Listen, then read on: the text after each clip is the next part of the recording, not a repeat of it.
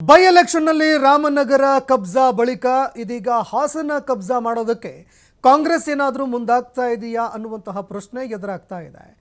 ರೇವಣ್ಣ ಕುಟುಂಬ side line ಮಾಡೋದಕ್ಕೆ Congress plan ಮಾಡ್ಕೊಳ್ತಾ ಇದೆ. ಅದರಲ್ಲೂ ರೇವಣ್ಣ ಕುಟುಂಬ ವಿರುದ್ಧ ಕೆಲವು ಗಂಭೀರ ಆರೋಪಗಳ ಬಳಿಕ ಇದೀಗ ರೇವಣ್ಣ ಕುಟುಂಬವನ್ನ ಸಂಪೂರ್ಣವಾಗಿ ರಾಜಕೀಯದಿಂದ ಸೈಡ್ ಲೈನ್ ಮಾಡೋದಕ್ಕೆ ಕಾಂಗ್ರೆಸ್ ಪ್ಲಾನ್ ಮಾಡ್ಕೊಳ್ತಾ ಇದೆ. ಹಳೆ ಮೈಸೂರು ಭಾಗದಲ್ಲಿ ಹಿಡಿತ ಸಾಧಿಸೋದಕ್ಕೆ ಸಿಎಂ ತಂತ್ರ ಹೂಡಿದ್ದಾರೆ. ಹಾಸನದಲ್ಲಿ ಅಹಿಂದ ಸಮಾವೇಶಕ್ಕೆ ಮುನ್ನುಡಿ ಬರೆದಿದ್ದಾರೆ.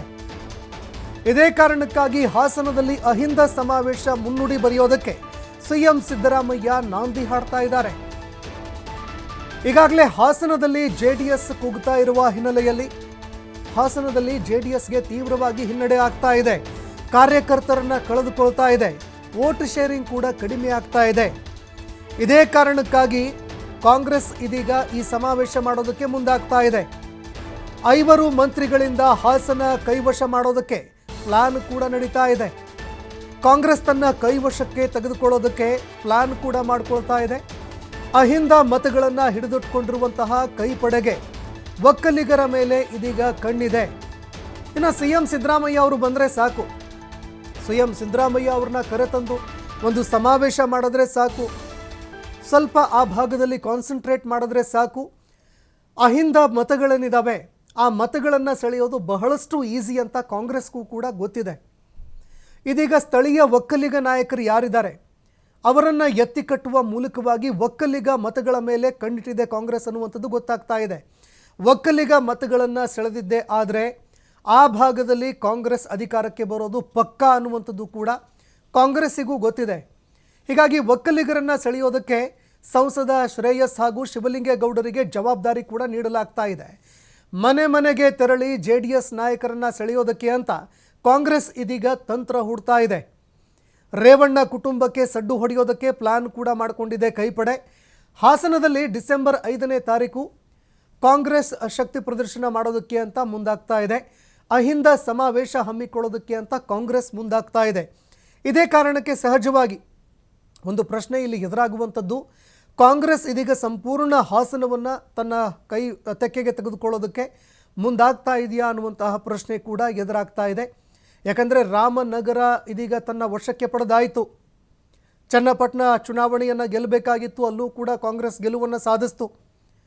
ಯಾವ ಕುಮಾರಸ್ವಾಮಿಯವರು ಗೆದ್ದು ಬೀಗಿದ್ರು ಅದೇ ಕ್ಷೇತ್ರದಲ್ಲಿ ಕುಮಾರಸ್ವಾಮಿಯವರ ಪುತ್ರನನ್ನು ಸೋಲಿಸಿ ಕ್ಷೇತ್ರವನ್ನು ತಮ್ಮದಾಗಿಸ್ಕೊಂಡಾಯಿತು. ಈಗ ಹಾಸನವನ್ನು ಕೂಡ ತಮ್ಮದಾಗಿಸ್ಕೊಳ್ಳೋದಕ್ಕೆ ಕಾಂಗ್ರೆಸ್ ಮುಂದಾಗ್ತಾ ಇದೆ. ಈಗಾಗಲೇ ಕಾಂಗ್ರೆಸ್ನ ನಾಯಕರು ಹಾಸನದಲ್ಲೂ ಕೂಡ ಗೆದ್ದಿದ್ದಾರೆ, ರಾಮನಗರದಲ್ಲೂ ಕೂಡ ಗೆಲುವು ಕಂಡಿದ್ದಾರೆ. ಇದೇ ಕಾರಣಕ್ಕಾಗಿ ಈ ಗೆಲುವನ್ನು ಸದ್ಬಳಕೆ ಮಾಡ್ಕೊಳ್ಳೋದಕ್ಕೆ ಅಂತ ಕಾಂಗ್ರೆಸ್ ಮುಂದಾಗ್ತಾ ಇದೆ. ಇನ್ನು ಗ್ಯಾರಂಟಿ ಯೋಜನೆಗಳ ವಿಚಾರಕ್ಕೆ ಸಂಬಂಧಪಟ್ಟಂತೆ ನೋಡಿದಾಗಲೂ ಕೂಡ ಅತಿ ಹೆಚ್ಚು ಮಹಿಳಾ ಮತಗಳನ್ನು ಸೆಳೆಯೋದಕ್ಕೂ ಕೂಡ ಇದು ಕಾರಣ ಆಯಿತು. ಕಾಂಗ್ರೆಸ್ನ ಬಗ್ಗೆ ಒಳ್ಳೆಯ ಅಭಿಪ್ರಾಯ ಮೂಡೋದಕ್ಕೂ ಕೂಡ ಗ್ಯಾರಂಟಿ ಯೋಜನೆಗಳು ಕಾರಣವಾಯಿತು. ಈಗ ಅಹಿಂದ ಮತಗಳ ಮೇಲೂ ಕಾಂಗ್ರೆಸ್ ಕಣ್ಣಿಡ್ತಾ ಇದೆ, ಒಕ್ಕಲಿಗರನ್ನು ಸೆಳೆಯೋದಕ್ಕೂ ಮುಂದಾಗ್ತಾ ಇದೆ. ಈ ಬಗ್ಗೆ ಮತ್ತಷ್ಟು ಮಾಹಿತಿ ಕೊಡ್ತಾರೆ ಪ್ರತಿನಿಧಿ ಪ್ರಕಾಶ್, ಫೋನ್ ಸಂಪರ್ಕದಲ್ಲಿ ಜಾಯ್ನ್ ಆಗಿದ್ದಾರೆ. ಪ್ರಕಾಶ್, ರಾಮನಗರ ಕೈವಶ ಆಯಿತು, ಈಗ ಹಾಸನದತ್ತ ಕಾಂಗ್ರೆಸ್ ಗಮನ ಹರಿಸ್ತಾ ಇದೆಯಾ? ಅಹಿಂದ ಸಮಾವೇಶ ಮಾಡೋದಕ್ಕೆ ಕಾಂಗ್ರೆಸ್ ಯಾವ ರೀತಿಯಾಗಿ ರೂಪುರೇಷೆಗಳನ್ನು ಹಮ್ಮಿಕೊಳ್ತಾ ಇದೆ? ಇದರಿಂದ ಕಾಂಗ್ರೆಸ್ಗೆ ರಾಜಕೀಯವಾಗಿ ಏನು ಲಾಭ ಆಗಬಹುದು ಅಂತ? ಸಂತೋಷ್, ಈಗಾಗಲೇ ಹಾಸನ ಜಿಲ್ಲೆಯಲ್ಲಿ ಜೆಡಿಎಸ್ನ ಒಂದ್ ರೀತಿ ಎಲ್ಲೋ ಒಂದ್ ಕಡೆ ಕುಗ್ಗಿದ ವಾತಾವರಣ ಕಾಣಿಸ್ತಾ ಇರುವಂತದ್ದು, ಆ ರೀತಿಯಾದಂತಹ ಚರ್ಚೆ ಶುರುವಾಗ್ತಾ ಇದೆ.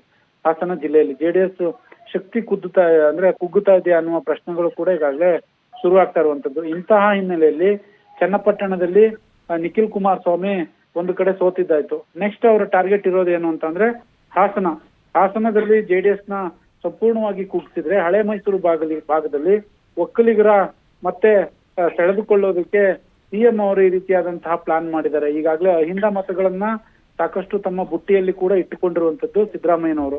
ಹಾಗಾಗಿ ಒಕ್ಕಲಿಗರ ಮತಗಳನ್ನ ಸಾಕಷ್ಟು ಟಾರ್ಗೆಟ್ ಮಾಡಿರುವಂತದ್ದು, ಅಂದ್ರೆ ಒಕ್ಕಲಿಗರ ಮತಗಳನ್ನ ಡಿವೈಡ್ ಮಾಡಿದ್ರೆ, ಈಗ 100% 50-50 ಕೂಡ ಡಿವೈಡ್ ಮಾಡಿದ್ರೆ ಅದು ಕಾಂಗ್ರೆಸ್ಗೆ ಸಾಕಷ್ಟು ಲಾಭವಾಗುವಂತಹ ಸನ್ನಿವೇಶವಿದೆ. ಹಾಗಾಗಿ ಈಗ ಸದ್ಯಕ್ಕೆ ಸುಮಾರು 5 ಮಂತ್ರಿಗಳು ಹಾಸನಕ್ಕೆ ಬಂದಿರುವಂತದ್ದು ಕೈ ಕಾರ್ಯಕರ್ತರ ನಡುವೆ ಎಲ್ಲಾ ಹಾಸನ ಜಿಲ್ಲೆಯ ಎಲ್ಲಾ ವಿಧಾನಸಭಾ ಕ್ಷೇತ್ರದ ಪರಾಜಿತ ಅಭ್ಯರ್ಥಿಗಳು ಶಾಸಕರುಗಳ ನಡುವೆ ಒಂದು ಚರ್ಚೆಯನ್ನು ಕೂಡ ಮಾಡಿರುವಂತದ್ದು, ಮೀಟಿಂಗ್ ಮಾಡಿರುವಂತದ್ದು. ಸುಮಾರು 2 ಲಕ್ಷ ಜನವನ್ನು ಸೇರಿಸಿ ಒಂದು ಸಮಾವೇಶವನ್ನು, ಸ್ವಾಭಿಮಾನಿ ಸಮಾವೇಶ ಅಂತಲೂ ಕೂಡ ಹೇಳ್ತಾ ಇದ್ದಾರೆ ಕೆಲವರು, ಇನ್ನು ಕೆಲವರು ಅಹಿಂದ ಸಮಾವೇಶ ಅಂತಲೂ ಕೂಡ ಹೇಳ್ತಾ ಇದ್ದಾರೆ. ಒಟ್ಟಾರೆ ಸಮಾವೇಶ ಮಾಡ್ಲಿಕ್ಕೆ ಎಲ್ಲಾ ರೀತಿಯಾದಂತಹ ವೇದಿಕೆಯನ್ನು ಹಾಸನ ಜಿಲ್ಲೆಯಲ್ಲಿ ಸಿದ್ಧಪಡಿಸಿಕೊಂಡಿರುವಂತದ್ದು.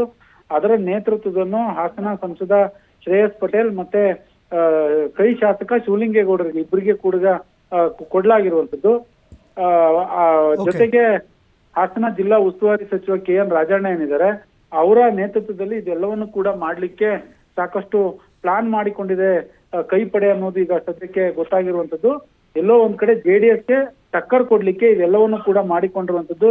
ರೇವಣ್ಣ ಕೂಡ ಹಾಸನ ಜಿಲ್ಲೆಯಲ್ಲಿ ಅಷ್ಟೊಂದು ಆಕ್ಟಿವ್ ಆಗಿ ಕಾಣಿಸ್ತಾ ಇಲ್ಲ. ಅವರ ಮಗ ಮಾಜಿ ಸಂಸದ ಪ್ರಜ್ವಲ್ ರೇವಣ್ಣ ಈಗಾಗಲೇ ಜೈಲಲ್ಲಿ ಇರುವಂತದ್ದು. ಮತ್ತೆ MLC ಸೂರಜ್ ರೇವಣ್ಣ ಏನಿದ್ದಾರೆ, ಅವರು ಇನ್ಆಕ್ಟಿವ್ ಎಂಬುವ ಚರ್ಚೆಗಳು ಕೂಡ ಈಗಾಗಲೇ ಹಾಸನ ಜಿಲ್ಲೆಯಲ್ಲಿ ಹರಿದಾಡ್ತಾ ಇರುವಂತದ್ದು. ಅಂತಹ ಸಂದರ್ಭವನ್ನು ಬಳಸಿಕೊಳ್ಳುವುದಕ್ಕೆ ಸಂಪೂರ್ಣವಾಗಿ ಈ ಕಾರ್ಯಕ್ರಮವನ್ನು ಮಾಡ್ತಾ ಇರುವಂತದ್ದು. ಸಂತೋಷ್, ಧನ್ಯವಾದಗಳು ಪ್ರಕಾಶ್ ನಿಮ್ಮೆಲ್ಲ ಮಾಹಿತಿಗೆ.